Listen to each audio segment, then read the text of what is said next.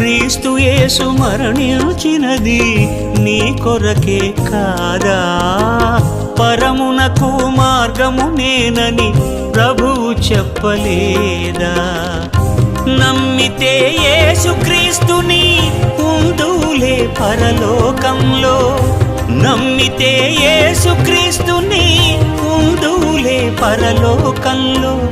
ఇదే నీకు రక్షణ దినము, ఇది దేవుని సందేశము. ఇదే నీకు రక్షణ దినము, ఇది దేవుని సందేశము.